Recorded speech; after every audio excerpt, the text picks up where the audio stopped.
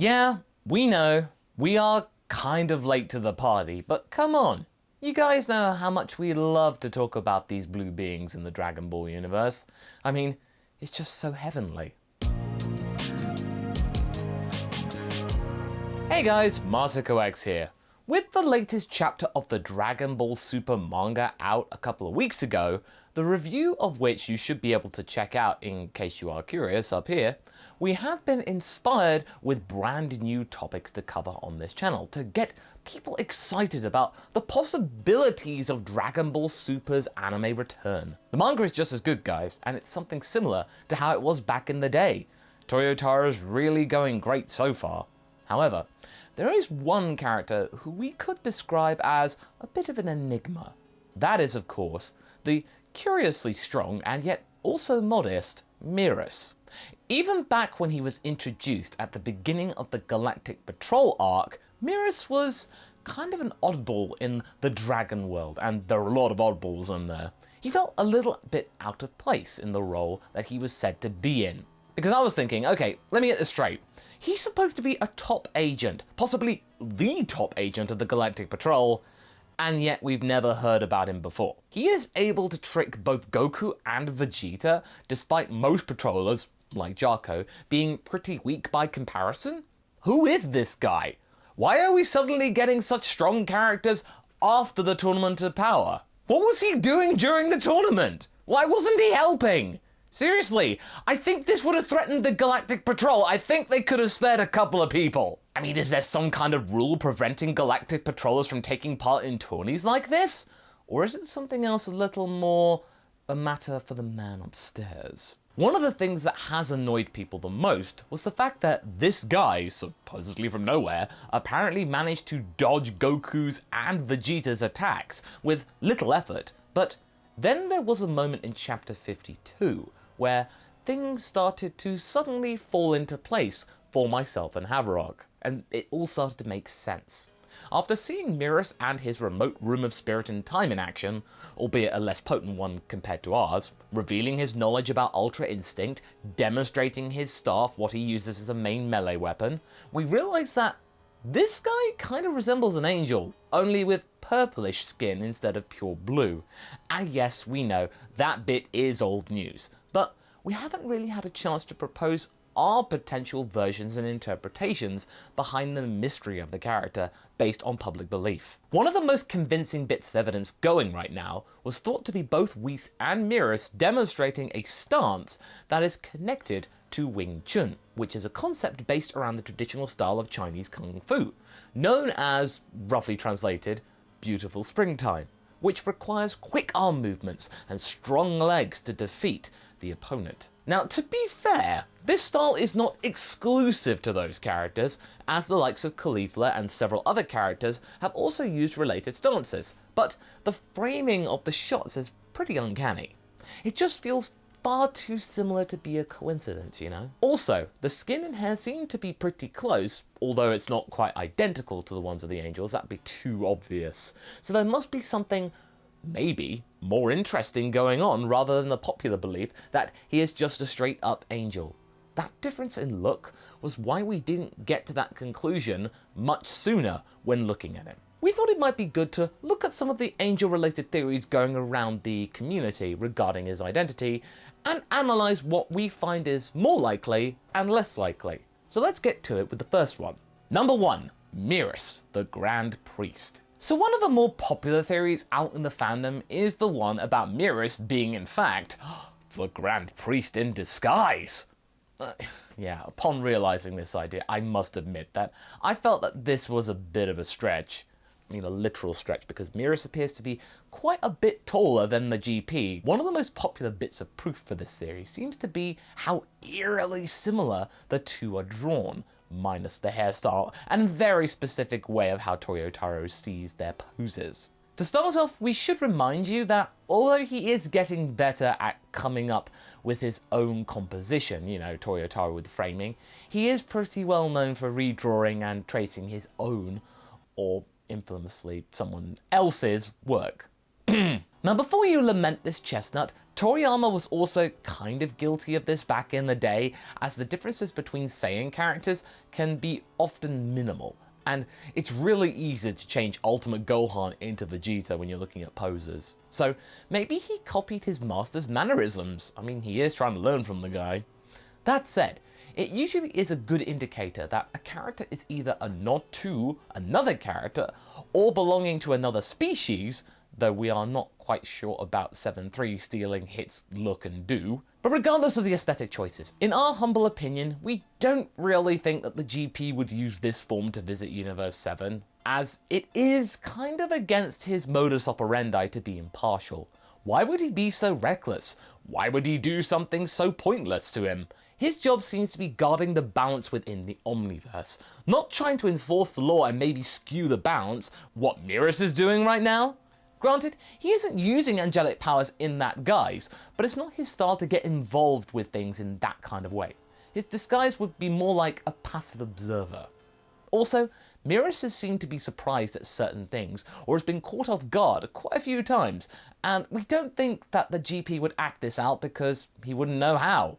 That said, we do think our new friend has something to do with the Big Papa himself, and his bloodline. Number 2. Merus, the Half-Angel. After reading the latest chapter, this is what I personally feel is the most compelling idea, not necessarily the actual idea. People seem to think that our boy is Dragon Ball's interpretation of the Nephilim concept, as in the mythological concept of the sons of God and daughters of men, often interpreted in pop culture as half-angels. If you want an example, think Zeus and Heracles. When people began to multiply on the earth and daughters were born to them, the sons of God saw that they were fair, and they took wives for themselves of all that they chose. Then the Lord said, "My spirit shall not abide in mortals forever, for they are flesh. Their days shall be 120 years. The Nephilim were on the earth in those days, and also afterward, when the sons of God went into the daughters of humans, who bore children to them. These were the heroes that were of old, warriors of renown."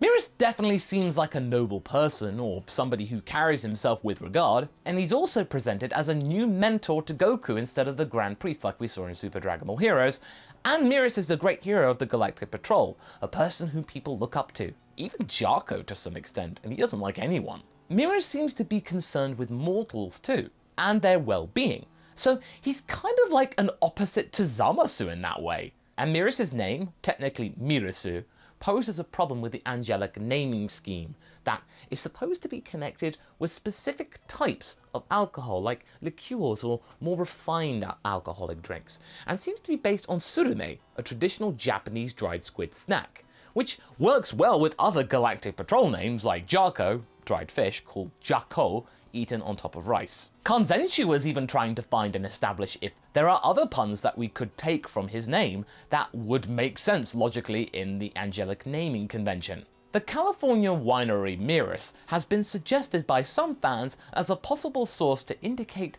some type of heavenly connection for the character Merus, but that is a specific winery rather than a type of wine or other alcohol, as would fit in line with other characters. If you search Mirusu with regard to wine in Japanese, you come across Melsheimer, a German family winery and estate, long before the California winery. There is some Latin etymology underneath the word Merus, referring to something undiluted or pure, especially wine, which is certainly neat, but remains a bit of a stretch. Yes, that does seem to be a very good point, but we are not giving up on this idea yet, as there is one more pun that comes to mind when looking at the name, or rather romanization. It could also be an anagram of the word serum, and according to Wikipedia, in blood, the serum is the fluid and solute component of blood after clotting. It is neither a blood cell, serum does not contain white blood cell leukocytes or red blood cells, erythrocytes, nor a clotting factor. It is the blood plasma, not including the fibrinogens.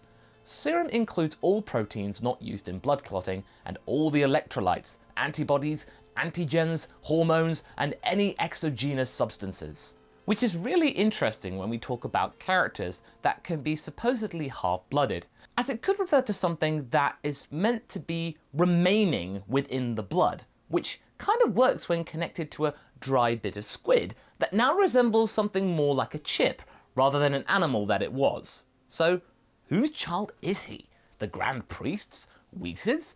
This is still an interesting option, and one that I really like the idea of from a thematic and narrative point of view. Ooh, who could be the daddy? And more importantly, who was the other person involved? Is there a mummy? Or is this a solo effort? Is that how angels work? I've been talking about angels too long. This particular God has decided to pay a little visit. You alright, Smokey? What do you think about Merus? Yeah, I thought so too. Number 3, Merus, the inactive angel. So, you may have noticed that we stopped ourselves from using the word fallen, as in the term fallen angel. By using that term, it would seem to indicate that a being may have both run out of favor of the deity, or may have had malicious intents that needed to be stopped. Now, the most common theory is that Merus must be one of the inactive angels, dormant angels from one of the 6 missing universes, handed perhaps another job with the order to not use the full extent of their power for any circumstances so as to blend in. Now, as we've seen during the Tournament of Power, the angels do not disappear with their erased universes, and for the sake of the argument, we do drop in the point of said universes that, they end up being teleported elsewhere, they're not actually erased, and assume that they were actually erased for a short period of time, that moment when we had no idea what happened to them, due to the lack of substantial evidence in the source material. What does happen to them instead? What's the rule set? Well, clearly they still know Ultra Instinct, but I'd rather attribute that to their muscle memory rather than anything else. They also seem to be eternal, as the manga gives us some hints that Merus could have been around the time of Moro's original imprisonment, about 10 million years ago. And we also know that Merus does have more power in reserve, but he is unwilling to unleash that power outside of the Room of Spirit and Time with Goku. Why? Isn't he allowed to do so? We know that he tries to play it off like, oh, he can't fly naturally, and uses his gadgets instead to do so, but Ultra Instinct seems to be harder to forget or to just simply ignore. It's stronger than him, and it's his body reacting. And yes, we know, Goku does forget Ultra Instinct, but come on, it's the first time he's actually used it. Merus, if it's like an innate ability, you can't forget it. Again, whether or not he was stripped of some of his powers or whether he was forbidden from using them against Moro, we don't think that he is really hiding anything. As we can see, Whis casually looking at the whole situation, albeit looking deep in thought. Some people seem to think that Merus and Moro are maybe working together and used to be some sort of God angel combination before Whis and Beerus came along. While planet eating and planet destroying seem to be pretty close to one another in terms of, end result, we think we would already have seen some activity from Beerus, as he would have recognized Moro's ki. So yeah, that theory isn't as strong as the other 3. However, Beerus and Whis have been mostly kept out of the story, giving us the feeling that this isn't their narrative to tell, which is a welcome change, and we think that this doesn't directly involve them. Whis does appear after the midpoint of the arc, but that's okay, because this whole thing does seem to be revolving around the identity of Merus, and it does concern Whis in some way, which makes it alright to include him specifically, but not Beerus. He's got nothing to do with this. But we still don't know how Moro managed to escape in the first place. So, what if Merus freed him? But Masako, we just said that he doesn't have any nefarious goals in mind. Why would he release Moro? He may still have done it out of good intentions. You see, Super is trying to correct its previous mistakes, or even some mistakes from Dragon Ball Z. After the disappointing outing for Frieza and Resurrection F, we got him back in the Tournament of Power, and he was really good in it. After Vegito got defeated pretty fast in the Future Trunks arc, to the lament of many, we then got Gogeta saving the day in the Broly movie really handily. And as we mentioned earlier, Merus could be the antithesis of Zamasu, really kind of trying to make us feel less resentful towards that original character. Because one of the biggest complaints that we had seen about Zamasu is that we really didn't feel for him or his goal. So okay, what if Merus freed Moro because no one was strong enough to actually off Moro, and he knew that by taking Majin Buu, the Grand Supreme Kai, it would attract the attention of 2 of the most powerful mortals in the entire Tournament of Power, and give Merus an opportunity to show the Zeno, Grand Priest, whoever, that he actually is worth something, to prove himself, to be able to return to some sort of angelic stature. But the thing that he didn't anticipate throughout all of this was that Moro would not be so easy to stop, and what would follow will be an army of corrupted individuals following him. Basically, Merus is like a fireman who caused a forest fire so as to extinguish the fire, but it got out of his control. The story beats are working much better than previous arcs, and as we start to get used to having him around, we actually like Merus in a way. Maybe he feels personally responsible for the erasure of his universe. Maybe he feels that he could protect mortals better having his powers back, or being able to use them, so he wants to give the Grand Priest a reason to give them back. It would be really funny that mistakes that he made were due to his love of mortals, or perhaps being the fruit of one divine being's love to one mortal, as contrasted with Zamasu's hatred and disdain. Or maybe it's just a red herring and he's just a guy with a weird hairstyle. Still, we are fascinated by this character, and we hope that more about him will be revealed. The most important twist of this saga might not be related to its villain. So what do you guys think? Do you like Merus? Which of the theories that we presented today feels the most likely? Or do you have a theory of your own? Leave a comment below, and let's get this discussion going. And I shall see you in the next video. Catch you later!